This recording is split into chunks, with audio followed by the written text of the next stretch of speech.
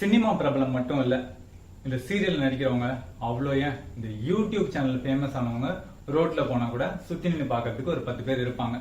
அப்படி சூழ்நிலை இருக்கும்போது விஜய் அப்படின்ற ஒரு மாஸ் எலிமெண்ட் பப்ளிக் அப்பியரன்ஸ் கொடுக்கும்போது இவ்ளோ பெரிய கூட்டம் கூடினதுல ஒரு ஆச்சரியமும் இல்ல.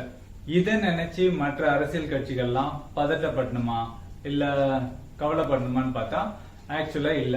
விஜய் அப்படின்ற பிம்பத்தை நேர்ல பாக்குறதுக்காக முதல் மாநாட்டுக்கு கூடின கூட்டத்துக்கு அவர் வச்ச ஒரு ட்ரீட் தான் அவர் பேசின ஸ்டைல், டிஸ்பிளே பண்ண எனர்ஜி, பதிவு செய்த கான்பிடன்ஸ். பொதுவாகவே அரசியல் தலைவர்கிட்ட மக்கள் எதிர்பார்க்கிற ஒரு விஷயம்னா தன் பிரச்சனைக்கான தீர்வு கிடையாது. என்னுடைய ஆதங்கம், என்னுடைய பிரச்சனைகளை நீ பேசணும் அப்படின்றதான். அப்படி ஒருத்தர் பேசுறாரு, அந்த பேச்சும் நான் ரசிக்கிற விதமா இருக்கு அப்படின்னா அது ஒரு டெட்லி காம்பினேஷன் சொல்லலாம்.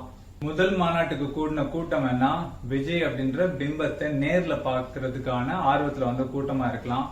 ஆனா நாகப்பட்டினத்திலயும் திருவாரூர்லயும் கூடின கூட்டம்ன்றது அவரை பாக்குறதுக்காக மட்டும் இல்ல, அவர் என்ன பேசுறாருன்னு கேட்கறதுக்கும் அந்த பேச்சை ரசிக்கிறதுக்குமானதுதான். மீண்டும் ஒரு நல்ல பதிவில் உங்களை சந்திக்க வருகிறோம். நன்றி, வணக்கம்.